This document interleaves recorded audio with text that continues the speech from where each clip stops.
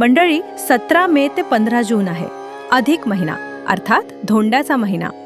आता या धोंड्याच्या महिन्याबद्दल ना अनेकांच्या मनात अनेक प्रकारच्या वेगवेगळ्या शंका आहेत. जसं की अधिक महिन्यात कोणती शुभ कार्य केलेली चालतात, कोणती केलेली चालत नाही, किंवा अधिक महिन्यामध्ये वाढदिवस आलं, श्राद्ध आलं तर काय करायचं नक्की, कोणते व्रत वैकल्य अधिक महिन्यात करावे, कोणती काम अशी आहेत जी अधिक महिन्यात अजिबात करू नये, या सगळ्या प्रश्नांची उत्तर या एकाच व्हिडिओत.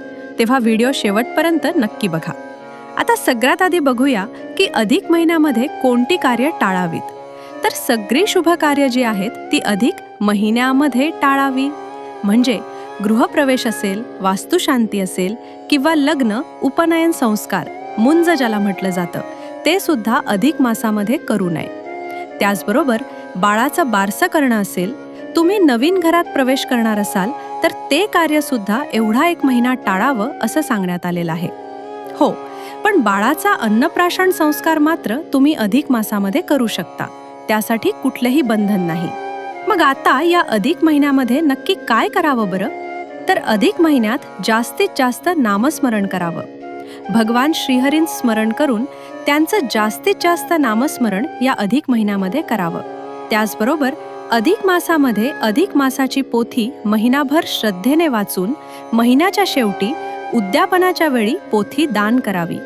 अधिक महिन्यामध्ये दानधर्म करावा. अनेक व्रत सांगितलेली आहेत, ती व्रत करावीत. दानधर्म करताना अन्नदान, वस्त्रदान, पुस्तकदान हे तुम्ही करू शकता.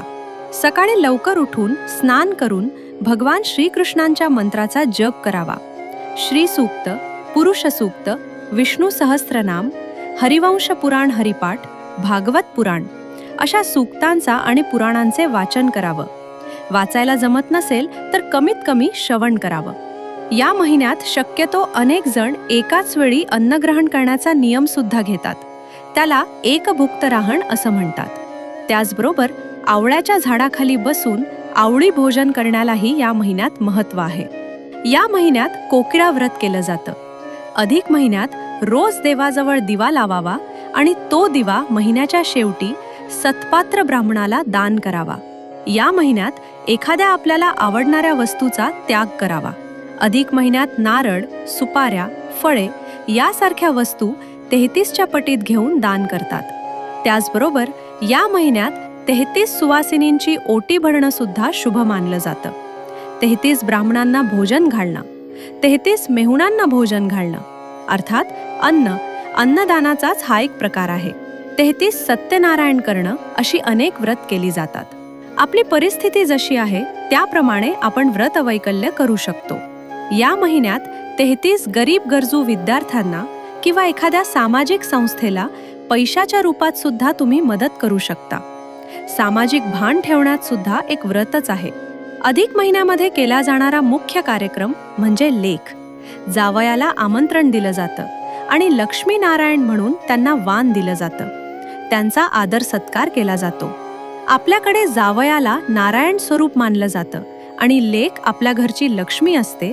म्हणूनच लेक जावयाला लक्ष्मी नारायणाच्या रूपाने ओवायला जातं. 33 वस्तूंचं दान केलं जातं.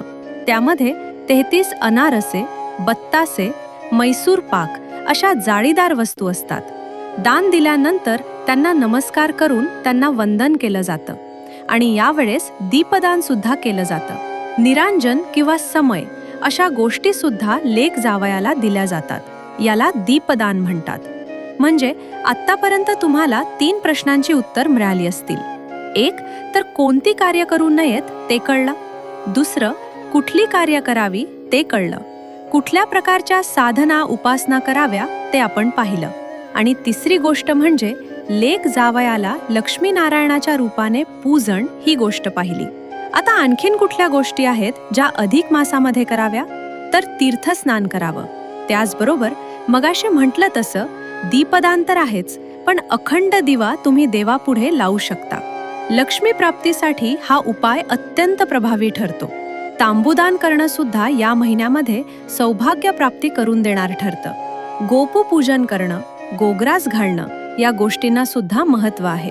या संपूर्ण महिन्यात तुम्हाला समजा दान करणं महिनाभर शक्य नाहीये तर तुम्ही कमीत कमी शुक्ल आणि कृष्ण द्वादशी पौर्णिमा, अष्टमी, नवमी, चतुर्दशी आणि अमावस्या अशा तिथींना दानधर्म करू शकता.